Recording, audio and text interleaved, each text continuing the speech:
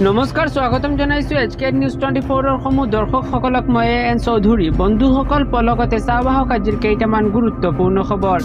প্ৰথমটো খবৰ, কেন্দ্ৰীয় কাৰাগাৰত প্ৰথমটো নিশা কটালে নন্দিনী কাশ্যপে। বিলাসী খাদ্য ভাল পোৱা নন্দিনীয়ে খালে জেলৰ ৰুটি চব্জি। প্ৰথম নিশা কোঠাৰ মজিয়াতে শুলে নন্দিনী কাশ্যপে। কাৰাগাৰৰ প্ৰথমটো নিশাত বিলাসী খাদ্য ভাল পোৱা নন্দিনীয়ে খালে জেলৰ ৰুটি আৰু চব্জি। কেন্দ্ৰীয় কাৰাগাৰত প্ৰথমটো নিশা কটালে নন্দিনী কাশ্যপে। কেন্দ্ৰীয় কাৰাগাৰৰ মহিলা চেলৰ 1 নং কোঠাত বন্দী নন্দিনী। প্ৰথম নিশা কোঠাৰ মজিয়াতে শুলে নন্দিনী কাশ্যপে। 22 গৰাকী কয়দীৰ সৈতে একেলগে কটালে নন্দিনীয়ে। বিলাসী খাদ্য ভাল পোৱা নন্দিনীয়ে খালে জেলৰ ৰুটি চব্জি। একেটা চেলতে বন্দী হৈ আছে সংগীতা দত্ত আৰু জাহ্নৱী শইকীয়া। সংগীতা আৰু জাহ্নৱীৰ সৈতে সময় কটাইছে নন্দিনী কাশ্যপে। শিশুৰ ওপৰত যৌন আতিশয্য চলাই গ্ৰেপ্তাৰ হৈছিল সংগীতা। গুৱাহাটীৰ এক বিস্ফোৰণত জড়িত হৈ বন্দী হৈছিল জাহ্নৱী শইকীয়া।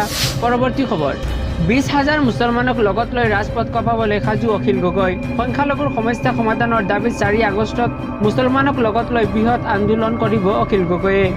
20,000 মুছলমানক লগত লৈ ৰাজপথ কঁপাবলৈ সাজু অখিল গগৈ। 4 আগষ্টত মুছলমানক লগত লৈ বৃহৎ আন্দোলন কৰিব অখিল গগৈয়ে। বিজেপি চৰকাৰৰ বিৰুদ্ধে প্ৰতিবাদ সাব্যস্ত কৰিব হাজাৰ হাজাৰ মুছলমানে। বিলাসীপাৰাত অখিল গগৈৰ নেতৃত্বত হ'ব বিশাল প্ৰতিবাদী কাৰ্যসূচী। ধুবুৰী জিলা আয়ুক্তৰ কাৰ্যালয় ঘেৰাও কৰিব প্ৰতিবাদকাৰী মুছলমানে। উচ্ছেদিত মুছলমানৰ মাজত থিয় হৈ চৰকাৰৰ বিৰুদ্ধে আন্দোলন ঘোষণা। সংখ্যালঘুৰ সমস্যা সমাধানৰ দাবীত সাব্যস্ত কৰিব প্ৰবল প্ৰতিবাদ। 20,000 মুছলমানক লগত লৈ ৰাজপথ কঁপাবলৈ সাজু অখিল গগৈ। পৰৱৰ্তী খবৰ, বাংলাদেশী বিতৰণৰ মাজতে কেইবাজনো হিন্দু বঙালীলৈ আহিল ডি ভোটাৰৰ নোটিছ। হিন্দু বঙালীক বাংলাদেশী সজোৱাক লৈ তীব্ৰ প্ৰতিক্ৰিয়া। শীঘ্ৰেই ডি ভোটাৰৰ নোটিছ প্ৰত্যাহাৰ কৰাৰ দাবী। হিন্দু বঙালীলৈ ডি ভোটাৰৰ জাননী। আইনী হাৰাশাস্তি নচলাবলৈ আহ্বান। বাংলাদেশী বিতৰণৰ মাজতে হিন্দু বঙালীলৈ ডি ভোটাৰৰ নোটিছ। হিন্দু বঙালীক বাংলাদেশী সজোৱাক লৈ তীব্ৰ প্ৰতিক্ৰিয়া। বিজেপি চৰকাৰৰ দিনত হিন্দু বঙালীক সমস্যাত পৰাটো দুৰ্ভাগ্যজনক। শীঘ্ৰেই ডি ভোটাৰৰ নোটিছ প্ৰত্যাহাৰ কৰাৰ দাবী। চিলাপথাৰত কেইবাজনো হিন্দু বঙালীলৈ ডি ভোটাৰৰ জাননী প্ৰেৰণ। 1951 চনৰে পৰা অসমত থকা বুলি দাবী জাননী কৰা লোকসকলৰ। বঙালীসকলক আইনী হাৰাশাস্তি নচলাবলৈ বিজেপিক আহ্বান। বাংলাদেশী বিতৰণৰ মাজতে হিন্দু বঙালীলৈ ডি ভোটাৰৰ নোটিছ। হিন্দু বঙালীক বাংলাদেশী সজোৱাক লৈ তীব্ৰ প্ৰতিক্ৰিয়া। দৰ্শকসকল, আৰু বহুতো গুৰুত্বপূৰ্ণ খবৰ আছে। তাৰ আগতে আপোনালোকক জনাওঁ যে যদি আপোনালোকে এতিয়ালৈকে এইটো ভিডিঅ'ত লাইক কৰা নাই তেন্তে এতিয়াই লাইক কৰি লওক আৰু এনেকুৱা ধৰণৰ নতুন নতুন ভিডিঅ' পাবলৈ চেনেলটো ছাবস্ক্ৰাইব কৰি কাষত থকা বেল আইকনটো প্ৰেছ কৰিব, যাতে যেতিয়াই মই যিবোৰ ভিডিঅ' আপলোড কৰোঁ তাৰ নটিফিকেশ্যন সকলোতকৈ আগত আপোনাৰ মোবাইলত যায়। পৰৱৰ্তী খবৰ, হিন্দু বঙালীয়ে বৰ্জন কৰিব বিজেপিক। বিজেপিৰ বিৰুদ্ধে আন্দোলনত নামিব হিন্দু বঙালী। বিজেপি চৰকাৰে হিন্দু বঙালীক তুচ্ছ তাচ্ছিল্য কৰাৰ অভিযোগ। হিন্দু বঙালীয়ে বৰ্জন কৰিব বিজেপিক। বিজেপিৰ বিৰুদ্ধে আন্দোলনত নামিব হিন্দু বঙালী। বিজেপি চৰকাৰে হিন্দু বঙালীক তুচ্ছ তাচ্ছিল্য কৰাৰ অভিযোগ। বিজেপিয়ে সদায় হিন্দু বঙালীৰ বিৰুদ্ধে কাম কৰি গৈছে। মুখ্যমন্ত্ৰী ডক্টৰ হিমন্ত বিশ্ব শৰ্মাক লৈও অসন্তুষ্ট হিন্দু বঙালীসকল।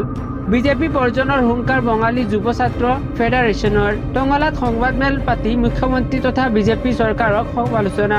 হিন্দু বঙালীয়ে বৰ্জন কৰিব বিজেপিক। বিজেপিৰ বিৰুদ্ধে আন্দোলনত নামিব হিন্দু বঙালী। পৰৱৰ্তী খবৰ, এজন চৰকাৰী কৰ্মচাৰীৰ সম্পত্তি কিমান হ'ব পাৰে? 15,000 টকা দৰমহা পোৱা চৰকাৰী কৰ্মচাৰীৰ সম্পত্তিয়ে হতবাক কৰিব আপোনাক।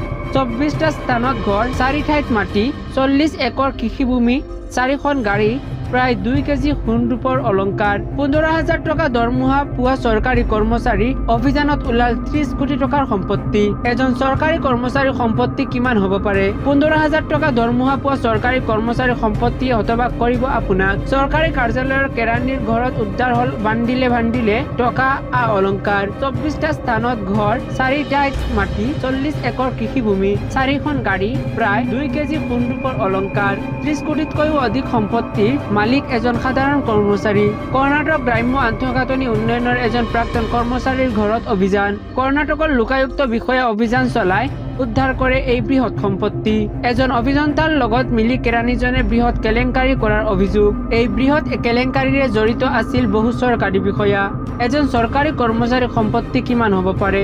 15,000 টকা দৰমহা পোৱা কৰ্মচাৰীৰ সম্পত্তিৰ পাহাৰ।